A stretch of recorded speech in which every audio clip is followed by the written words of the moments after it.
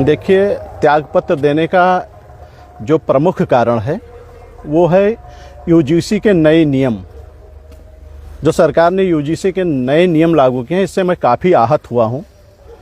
और इसके अलावा जो शंकराचार्य जी के साथ अपमान हुआ है, बच्चे बच्चों के साथ मारपीट, जूते चप्पल से मारपीट किया गया है, उन्हें अपमानित किया गया है, साधु संतों को मारा पीटा गया है मेला प्रशासन द्वारा, इससे भी मैं बहुत काफ़ी आहत हूँ। सरकार की कोई प्रतिक्रिया इन दोनों मामलों पर नहीं आया है, जिससे मुझे लगता है कि कहीं ना कहीं इसके पीछे सरकार का ही हाथ है।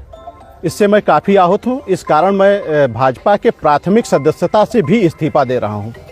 भाजपा के आप कर्मठ और जुझारू बिल्कुल आप एक थे, लेकिन आपके जैसे इस्तीफा देने के बाद में, और मान लेते हैं कि इस्तीफा दे दिए हैं और आप विधानसभा तुलसीपुर से आप टिकट भी मांग रहे थे, आपको टिकट दे रही है भाजपा, तो फिर क्या आप वापसी करेंगे?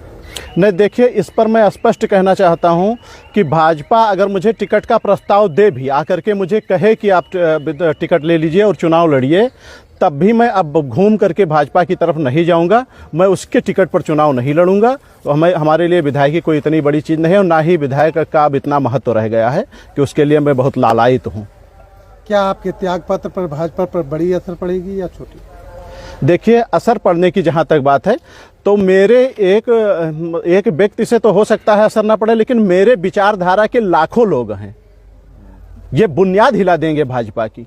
भाजपा को हम लोग खींच करके 300 सीटों तक लेकर आए हैं। जब भाजपा के बगल कोई खड़ा नहीं होना चाहता था, फोटो नहीं खिंचाना चाहता था, थाने पर कुर्सियां हटा दी जाती हैं, तब से मैं भाजपा को लिए घूम रहा हूं। और आज भी मतलब हम जनसंघ से हमारा परिवार जुड़ा हुआ है। तो ये बुनियाद हिल जाएंगे। हमारे विचारधारा के लाखों लोग हैं।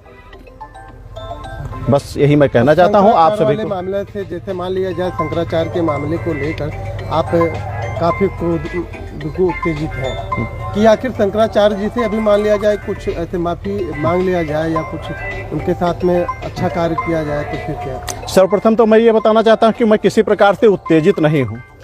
मैं पूरे विवेक के साथ कह रहा हूं। अगर शंकराचार्य जी से माफ़ी मांग लेते हैं तो शंकराचार्य जी ने माफ़ कर दिया, तो हम कौन होते हैं? हालांकि ऐसा होगा नहीं, लगता नहीं हमको। उनके माफ़ी से आप वापस आ सकते हैं क्या? देखिए, फिर एक मुद्दा आ जाएगी।